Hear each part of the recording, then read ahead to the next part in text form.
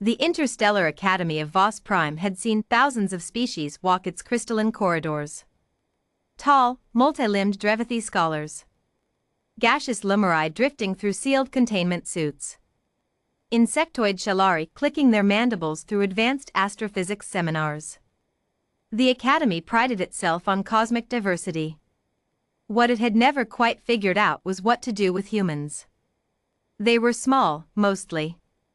Soft-skinned. No natural armor, no venom glands, no echolocation. Their homeworld, Earth, officially catalogued as Deathworld Class 7, produced creatures of inexplicable resilience that the Academy's xenobiologists still argued about in hushed, disbelieving voices. But the cadets themselves? They looked breakable. Kale Veyron had decided, on his very first day, that the human girl was the weakest thing he had ever seen. Mara Ellison walked the east corridor toward the simulation bay at 0700 hours, exactly as she did every morning. Her bag, a battered military surplus duffel that had survived 3 years of Deathworld wilderness training, hung from her left shoulder. Inside, her training kit, 2 protein bars, a personal data pad, and the small photograph of her mother she kept folded in the front pocket. She was 5'4". She weighed 61 kilograms. Her hair was pulled back in a practical braid, and there were old scars on her forearms that the Academy medics had logged and quietly marveled at during her intake physical. She did not look like a threat. That was, her instructors had noted privately, the single most dangerous thing about Mara Ellison. Kale Veyron fell into step behind her, flanked by 2 of his usual companions, Dreth, a Shalari whose exoskeleton was plated in amber-brown chitin, and Orsa, a hulking Tarvik with 4 arms and a permanent sneer. Kale himself was Rethian, 2.5 meters tall, blue-gray skin layered with natural subdermal cartilage plates, hands large enough to palm a Drevathi's head. He was the top-ranked combat cadet in his year. He had never once faced real consequences for anything he had done at this academy, and he knew it. He had been watching the human girl for 3 weeks. Calculating. The way predators do. "Hey," he called. His voice carried the lazy confidence of someone who had never needed to raise it. "Small one." Mara did not stop walking. "I'm talking to you." He lengthened his stride, closing the gap easily. "Cadet Ellison."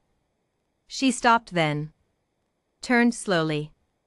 Her eyes, dark brown, calm, utterly unreadable, moved from Kale to Dreth to Orsa and back to Kale.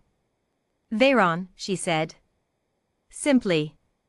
Like an acknowledgement of a weather pattern. "I need that bag," Kale said, and smiled. It was the smile of someone performing generosity, extending you the courtesy of a warning before the inevitable. "My team has a training simulation in 20 minutes. Vostek portable kit, standard issue. I saw you had one. Hand it over." "I have a simulation in 20 minutes, Mara said. "I know." His smile didn't move. "I'm saying that's not your problem anymore." Dreth clicked behind him. Orsa cracked 2 of his 4 knuckles. The corridor was otherwise empty. The Academy's surveillance systems were, famously, patchy in the East Wing, a fact Kale had learned in his first semester and exploited regularly since. Mara looked at the bag on her shoulder. She looked at Kale's outstretched hand. She appeared, for a moment, to genuinely consider the situation. "No," she said. Kale's smile vanished. He reached for the bag.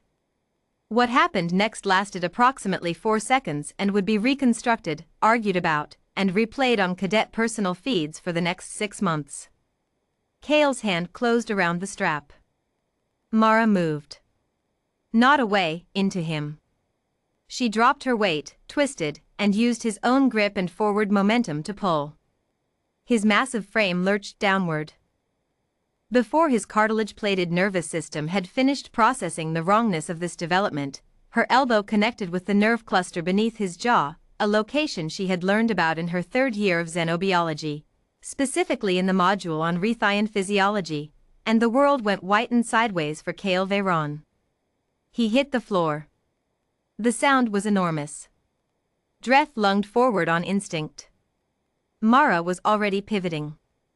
She caught one of the Shalari's leading limbs, redirected it with frightening precision, and used his own momentum to introduce his amber-plated face to the corridor wall. He did not get up immediately. Orsa charged. 4 arms, all of them reaching. Mara ducked under the first 2, took a glancing hit from the third that would leave a bruise she wouldn't bother reporting, used the moment of contact to close the distance, and drove the heel of her palm upward into the Tarvik's chin. Then, while he was still registering the impact, she stomped on the inside of his ankle in a way that made a sound like a wet branch snapping. Orsa sat down on the floor and made a sound that did not translate well into any language. Total elapsed time, 4 seconds. Mara straightened. Adjusted her bag strap. Looked at Kale, who was on his hands and knees, blinking, trying to remember which direction was up. "My bag," she said, "has a photograph of my mother in it." Her voice was exactly as calm as it had been when she'd said his name. "I am not giving it to you." She stepped over Dreth and walked toward the simulation bay. The incident report was filed by a maintenance drone that found 3 cadets in various states of unconsciousness in the East Corridor at 0706 hours. Commander Yeth, the Academy's head of disciplinary review, a 400-year-old Drevathi who had administered the conduct of roughly 11,000 cadets in her career, reviewed the surveillance footage from the functioning camera 40 meters down the corridor that had captured the end of the altercation. She watched it 7 times.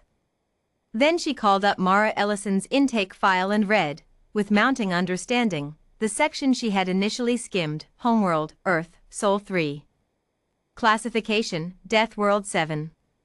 Cadet has completed Wilderness Survival Certification, Close Quarters Combat Certification, Terrestrial, Xenobiology Field Study, 3 species minimum, and 3 years pre-academy military track training.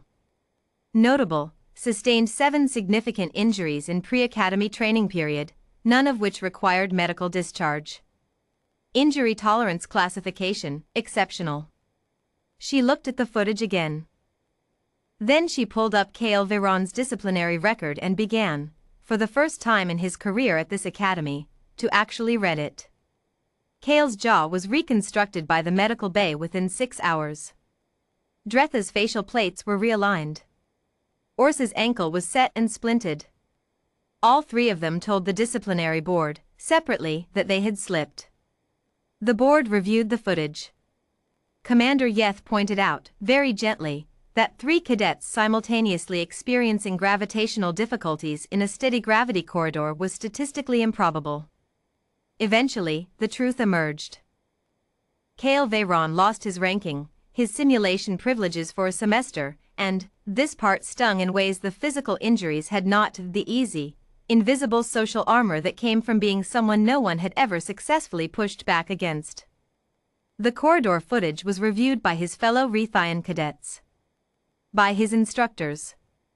By cadets from 6 other species who had been watching Kale move through this academy for 2 years like something untouchable. The human girl had put him on the floor in under 4 seconds. She had not been angry. She had not been afraid. She had not even been particularly inconvenienced. She had stepped over Dreth like he was luggage and gone to class. In the simulation bay, Mara ran the scenario, a 3-person tactical infiltration course, alone, since her assigned teammates hadn't shown up. She adapted. Improvised. Finished with the 3rd highest score in her year. Afterward, she ate both protein bars and reread the photograph of her mother, standing in front of a burned-out forest, grinning, after some disaster or another, until the paper was soft from handling. Her academy advisor, Professor Siln, found her there and sat across from her. 3 cadets, he said. They attempted to take my property, Mara said. They're calling it an unprovoked assault. Mara looked at him. They grabbed my bag. Siln was quiet for a moment.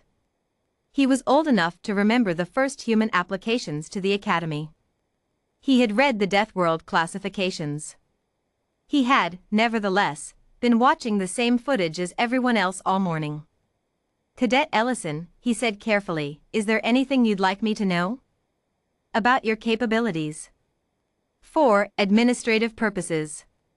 Mara folded the photograph and put it back in her bag. I'm from Earth, she said. That's usually enough. She stood, swung the bag over her shoulder, and walked out. Professor Siln sat alone in the simulation bay for a long moment, thinking about the word usually, and what it implied about the rest of the sentence. Outside, the Academy's crystalline corridors hummed with ordinary life. No one grabbed Mara Ellison's bag again.